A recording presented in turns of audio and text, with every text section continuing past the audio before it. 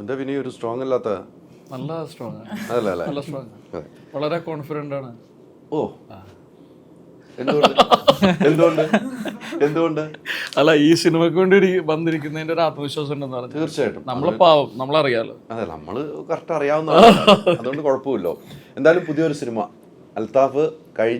അൽത്താഫിന്റെ ആദ്യ സിനിമ ഒരു ഓണം റിലീസായിരുന്നു എന്നാണ് എനിക്ക് തോന്നുന്നത്. വീണ്ടും വർഷങ്ങൾക്ക് ശേഷം ഒരു ഓണം റിലീസുമായിട്ട് ഓടും കുതിര ചാടും കുതിരയായിട്ട് അൽത്താഫ് വരുന്നു. എനിക്ക് അൽത്താഫിൻ്റെ അഭിനയം കണ്ടിട്ടുണ്ട്, ഡയറക്ഷൻ കണ്ടിട്ടുണ്ട്. വർഷങ്ങൾക്ക് ശേഷം വീണ്ടും ഒരു ഡയറക്ഷൻ. അൽത്താഫിന് എന്താണ് പ്രേക്ഷകരോട് ഈ സമയത്ത് പറയാനുള്ളത്?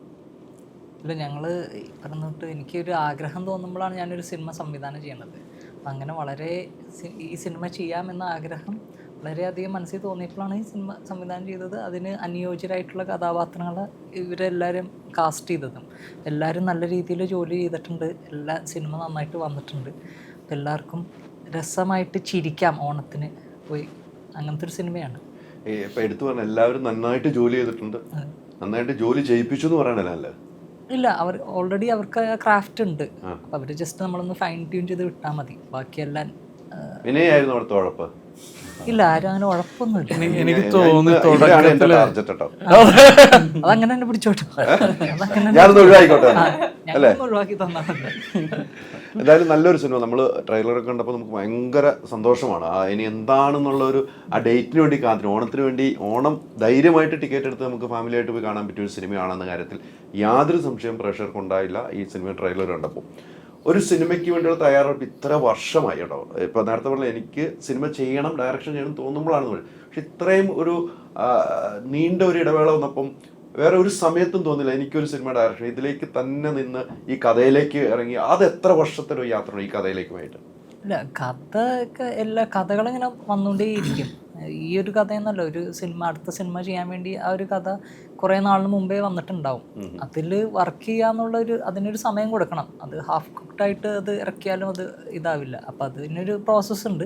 പ്രോസസ്സ് ചില കഥകൾ പെട്ടെന്ന് ക്രാക്ക് ചെയ്യാൻ പറ്റും. ചിലപ്പോൾ ഒരു മാസം കൊണ്ടൊക്കെ തീരും. ചിലത് ഒരു 5 വർഷം എടുത്തു കഴിഞ്ഞാലും പകുതി പോലും ആവില്ല. അത് ഡിപ്പെൻസ്. എന്തായാലും നല്ലൊരു സിനിമ ആവട്ടെ. സുരേഷേട്ടാ, നമ്മൾ വിളിക്കുമ്പോൾ ഒക്കെ എപ്പോൾ വിളിച്ചാലും ഈ ലൊക്കേഷനിലാണെന്ന് പറയാറുള്ളത്. എന്ന് ആ സമയത്ത് വിളിക്കും ഞാൻ ഈ ലൊക്കേഷനാണ്, ഈ ലൊക്കേഷൻ എന്ന് പറയുക അല്ലാതെ വേറെ ലൊക്കേഷനിലേക്ക് പോലും യാത്രയില്ലാതെ ചെയ്തൊരു സിനിമയാണ് അല്ല. സാധാരണ ഒരു സിനിമ നടത്താൻ വേറെ ബ്രേക്കിന് പോകും. പക്ഷെ ഇതിൽ തന്നെയാണ് സുരേഷേട്ടൻ നിന്നതെന്ന് എനിക്ക് തോന്നുന്നത്. ഇത് കുറച്ചധികം ദിവസം ഷൂട്ട് ചെയ്ത സിനിമയാണ്. ഒരുപാട് ദിവസങ്ങൾ പല കാരണങ്ങൾ കൊണ്ടും ബ്രേക്കായി. അപ്പോൾ നമ്മുടെ ഒരു അപ്പിയറൻസും കാര്യങ്ങളൊക്കെ വെച്ച് വേറെ മറ്റു പടങ്ങൾ ചെയ്യാൻ പറ്റാത്ത അവസ്ഥ വന്നു. അങ്ങനെ കുറേ കാലം ഈ കുതിരയുടെ പുറകെയായിരുന്നു, ഓടിക്കൊണ്ടിരിക്കുകയായിരുന്നു നമ്മളെല്ലാവരും. ആ കുതിരയുടെ ഓട്ടം തുടങ്ങാൻ പോകുന്നതാണ്. ശരിക്കും ഓട്ടം തുടങ്ങാൻ പോകുന്ന ഓണത്തിനാണ് അല്ലേ? നമ്മളൊന്ന് കയറിട്ട് നിർത്തിയേക്കാണ്. ഇനി അത്രേ ഉള്ളൂ, ഓടാൻ ഓട്ടമായിരിക്കും. അത് നിൽക്കാത്ത ഓട്ടമായിരിക്കണമെന്നാണ് നമ്മൾ ആഗ്രഹിക്കുന്നത്. നമ്മളുടെ എല്ലാവരും ആഗ്രഹം ഇതാണ്. എങ്ങനെയുണ്ടായിരുന്നു ഈ കഥാപാത്രം? എങ്ങനെ ചോദിച്ചാൽ ഞാനിതൊരു ചെയ്യാത്ത ടൈപ്പ് ഒരു സംഭവമാണ്. പൊതുവെ അൽത്താഫിൻ്റെ സിനിമകളിലെ കഥാപാത്രങ്ങൾക്കൊക്കെ എല്ലാം ഒരു പ്രത്യേകതകളുണ്ടായിരിക്കും. ഈ ഞണ്ടുകളുടെ നാട്ടിലൊക്കെ ആണെങ്കിൽ തന്നെ അങ്ങനത്തെ ഒരു സംതിങ് ഡിഫറെൻറ്റ്, അങ്ങനത്തെ ഒരു ഇതുണ്ടാവുമായിരുന്നു. ഇതും അതുപോലെ തന്നെ ഞങ്ങളെല്ലാം കഥാപാത്രങ്ങൾക്കും ഓരോ പ്രത്യേകതകളുണ്ട്.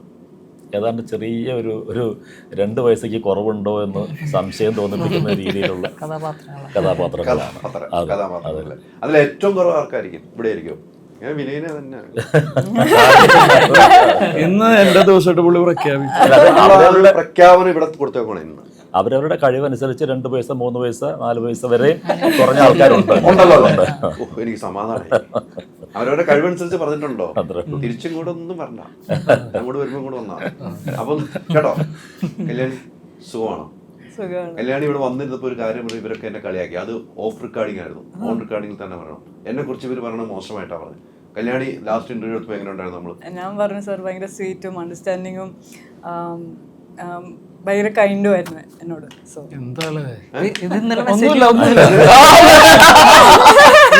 ഞാൻ ഷൂട്ടിന് മുമ്പാണ് കല്യാണി എന്ന് പറഞ്ഞത്. അപ്പൊ രണ്ടാമത് പറയിച്ചു നാട്ടുകാരെ അറിയിക്കാൻ. സ്വന്തം എന്തായാലും ഈ പറഞ്ഞതേ റെക്കോർഡ് എന്നോട് അങ്ങനെയായിരുന്നു. 25 കാറുകൾ, 30 സ്കൂട്ടറുകൾ, 30 ഗോൾഡ് കോയിൻസ്, 60 ഇന്റർനാഷണൽ ട്രിപ്സ്, ദിവസേന 1 ലക്ഷം രൂപ, 25 കോടി രൂപയുടെ ഡിസ്കൗണ്ടുകളും സമ്മാനങ്ങളുമായി myG Onam mass Onam. My G future, experience the next. പൂവ് പോലൊരു പുട്ടുണ്ടേ അജ്മിയുടെ പുട്ടും. വിളമ്പാം നല്ല വിശേഷം. അജ്മി സ്റ്റീം മെയ്ഡ് പുട്ടുപൊടി.